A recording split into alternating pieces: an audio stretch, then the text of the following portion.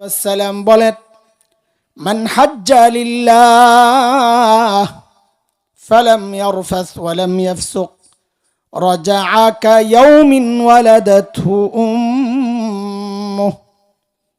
আল্লাহর হাবিব বলেন, কেউ যদি আল্লাহর জন্য হজ করে, কার জন্য? জোরে কোন, হজ কার জন্য করে? হ্যাঁ, তো আল্লাহর জন্যই তো হজ করে। তাহলে নবী আবার এটা কেন বললেন যে কেউ যদি আল্লাহর জন্য হজ করে? হজ তো আল্লাহর জন্যই করে, আবার বলা লাগে নাকি? বুঝা গেল ঝামেলা আছে। কিছু মানুষ পাওয়া যাবে যারা আল্লাহর জন্য হজ করে না। বলে কই আছে? কই আপনার সমাজই আছে। কই দেখেন দুই একজন, তো দেখেন আপনি। হজের আগেও দাড়ি কাটতো, হজের পরেও দাড়ি কাটে, এমন নাই তো? হজের আগেও সুদ খাইতো, হজের পরেও সুদ খায়, নাই নাই? হজের আগেও ঘুষ খাইতো, হজের পরেও ঘুষ খায়, নাই? হজের আগেও দুর্নীতি করতো, হজের পরেও করে, না নাই? হজের আগে সন্ত্রাস করতো, হজের পরেও করে, আছে না নাই?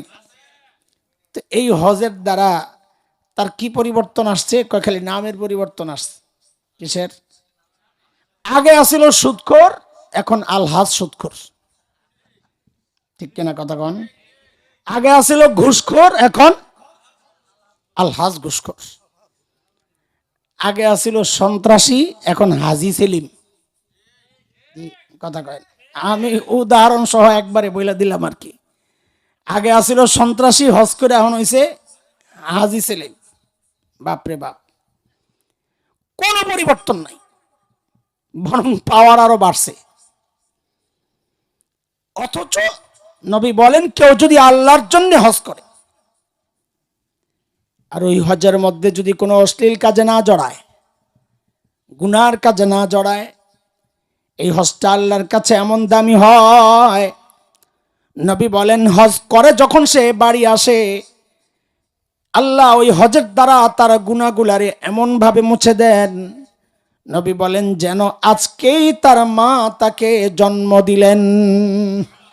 এইরকম পবিত্র সেই মানুষটা হয়ে যায়। কি বুঝলেন? নেকের দ্বারা গুনাহ মাফ হয়। নেক আমলের দ্বারা কি হয়? আমাদের গুনাহ কয় রকম বলছি? এক রকম গেল, বহু গুনাহ আল্লাহ এমনি মাফ করে দেন। দুই রকম, বহু গুনাহ আছেন এক আমলের দ্বারা আল্লাহ মুছা দেন।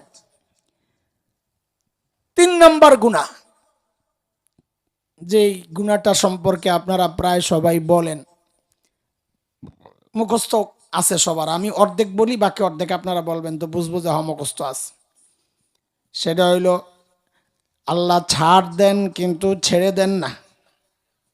আমি তো পুরোটাই কয়ে এলেছি, প্রশ্ন ফাঁস হয়ে গেছে। আচ্ছা, আবার অর্ধেক কই দেখি। আল্লাহ ছাড় দেন, মুখস্থ আছে তো নাকি? মাশাআল্লাহ। সব গুনার ব্যাপারে এটা বলা যাবে না, কারণ আমরা আগে শুনে আসছি বহু গুনাহ আল্লাহ এমনি মাফ করে দেন, বহু গুনাহ আল্লাহ নেকের দ্বারা মাফ করে দেন।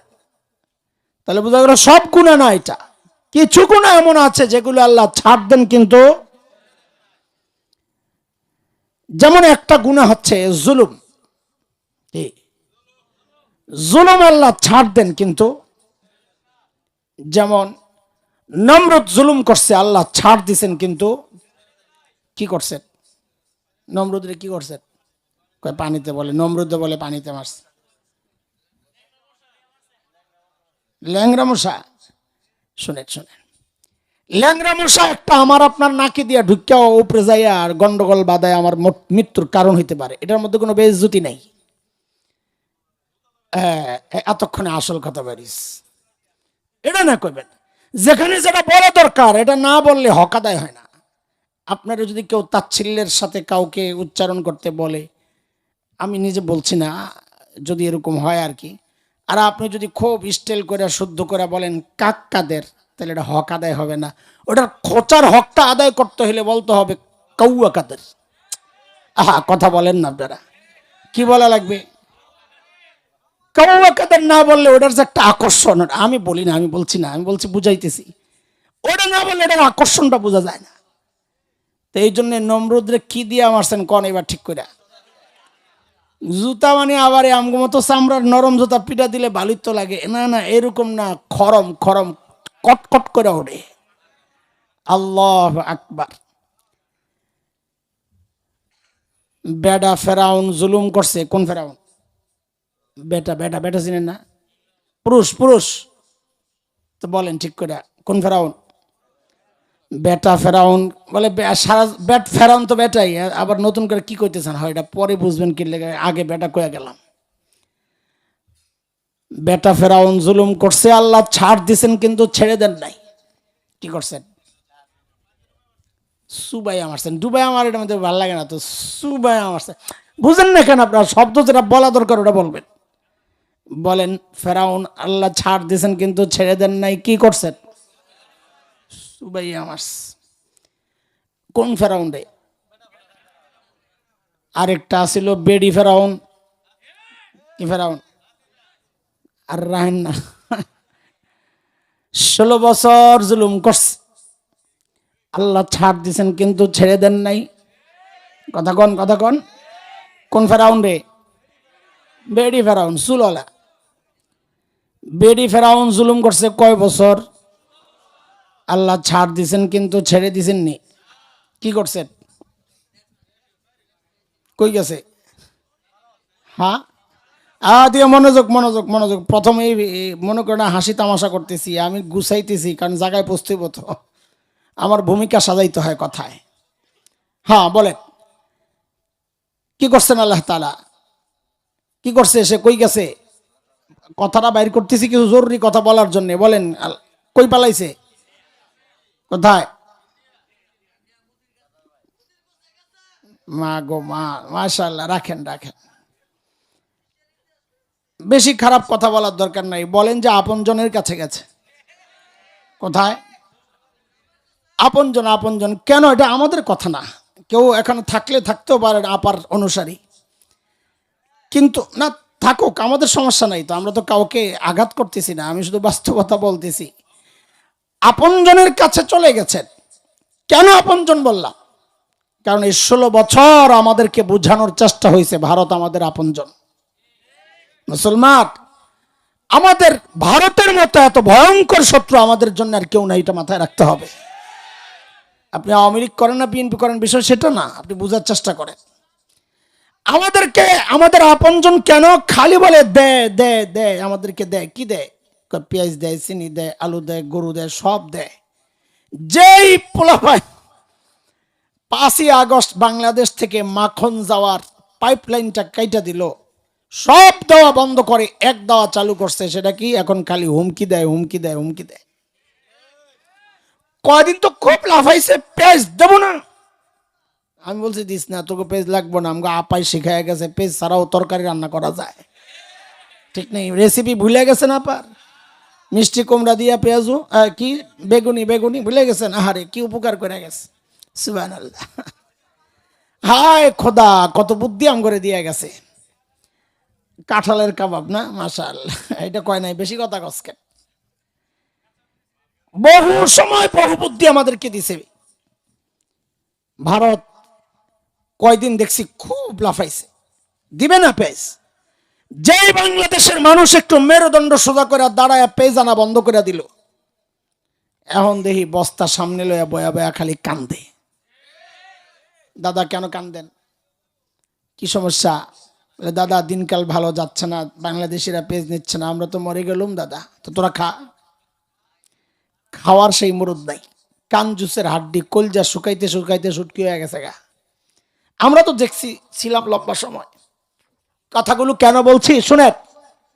মনে করেন আপনার দলের বিরুদ্ধে বলছে, আমি রাজনীতি করি না, কোনো দলকে টার্গেট করে কথা বলা আমার কাজ না, কিন্তু কেউ যদি অপরাধ করে ওই অপরাধগুলো আমরা বলবোই বলবো। এটা আপনার কলিজায় লাগলো না মাথার উপরে দিয়ে গেল আমাকে বোঝার সময় নাই। বুঝে আসছে না? অনেকের কলিজায় লাগবে, আমরা জানি লাগবে, লাগবে, লাগুক। আমি আপনার দলকে টার্গেট করে কথা বলছি না। আপনি দেখেন এই জিনিসগুলো বাস্তবতা আছে কিনা, এগুলা হয়েছে কিনা।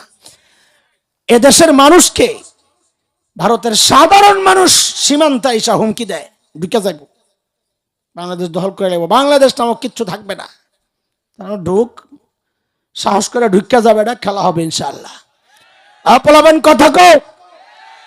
ছোটবেলা থেকে যেই জিহাদি চেতনা লালন করছি, তোরা না ঢুকলে সেটা প্রয়োগ আর বাস্তবায়নের সুযোগ তো পাচ্ছি না। ঢুকে যা, কিন্তু মনে রাখিস আমার দেশ দখল করবি ঘোড়ার ডিপ, আমরা স্বপ্ন দেখি ভিন্ন কিছু।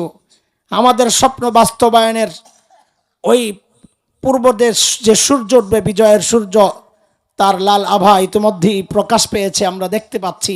তাকায়া দেখো না, সিরিয়ায় কালিমার পতাকা উঠে গেছে, আফগানিস্তানে কালিমার পতাকা উঠে গেছে।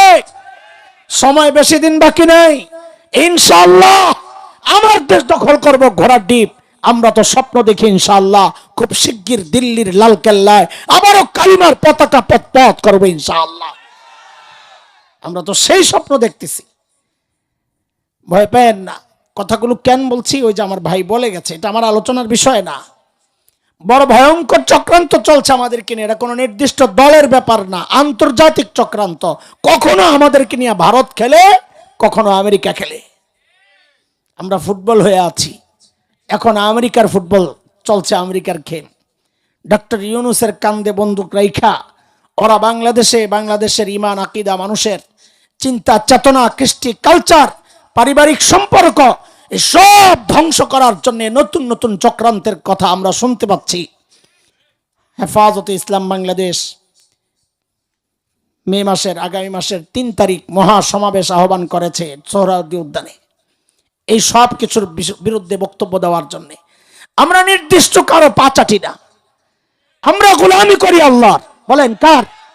আমরা ভারতের গোলামি করি না, আমরা আমেরিকারও গোলামি করি না, গোলামি করি আল্লাহর। আল্লাহর গোলামির বিপক্ষে যে দাঁড়াবে, আমরা তার বিরুদ্ধে। এটা কখনো ভারতের উপর দিয়া যাবে, কখনো আমেরিকার উপর দিয়া যাবে। যখন ভারতের উপর দিয়া যায়, এদেশের নির্দিষ্ট একটা গোলাম শ্রেণী মনে করে ওদেরকে বলছি, আসলে তো ওদেরকে বলি নাই, বলছি তো ভারতকে। এদেশের যারা আমেরিকার গোলাম, যখন আমেরিকার বিরুদ্ধে বলি, ওই গোলামরা মনে করে ওদেরকে বলছি, তোদেরকেও বলি নাই গাধা। আমরা আমার মালিকের পক্ষে কথা বলছি, আমরা যার গোলাম, কথা তো তারটাই বলবো। কথা বলেন না? এসব বিষয়ে চুপ থাকা যাবে না দোস্ত। এটা আওয়ামী লীগ আর বিএনপির রাজনীতির বিষয় না, এটা হেফাজত ইসলামের কোনো ব্যক্তিগত বিষয় না। প্রত্যেকটা বিষয় আমার আপনার ঈমান আর বিশ্বাসের সাথে সম্পর্ক। আপনি কি করবেন যদি আইন পাস করে যে মেয়ে আর ছেলেকে সমান ভাগ দিতে হবে? কি করবেন? না দিলে মেয়ে যায় মামলা করবে, আপনাকে ধরে নিয়ে যাবে। কি করবেন? এখন থেকে প্রতিবাদ প্রতিরোধ না করলে, ওলামাদের পাশে না থাকলে দেশ শেষ হয়ে যাবে দোস্ত। অতীত আমরা প্রতিবাদ করেছি। আপনারা ওই স্বৈর শাসকদের আমল, সেই ফ্যাসিস্টদের আমলে আমাদের প্রতিবাদগুলোকে যে সমস্ত আলেমরা প্রতিবাদ করেছেন, আপনাদের প্রতিবাদ করার কথা না কইরা ওই প্রতিবাদী আলেমের বিরুদ্ধাচরণ করেছেন। ওই আলেমদেরকে জঙ্গি ট্যাগ লাগায় সমাজ থেকে তাকে বের করার চক্রান্ত করেছেন। শিবির বইলা তাকে সমাজ থেকে দূর করার চেষ্টা করেছেন। রাজাকার বইলা সমাজ থেকে আলাদা করার চেষ্টা করেছেন। ভারতের বিরুদ্ধে বললেই রাজাকার হয়ে যায়, আমেরিকার বিরুদ্ধে বললেই জঙ্গি হয়ে যায়, ইসলাম কোরআনী শাসন শরিয়া আইনের কথা বললেই জঙ্গি আর হয়ে যায়। যাই তোমরা বলো,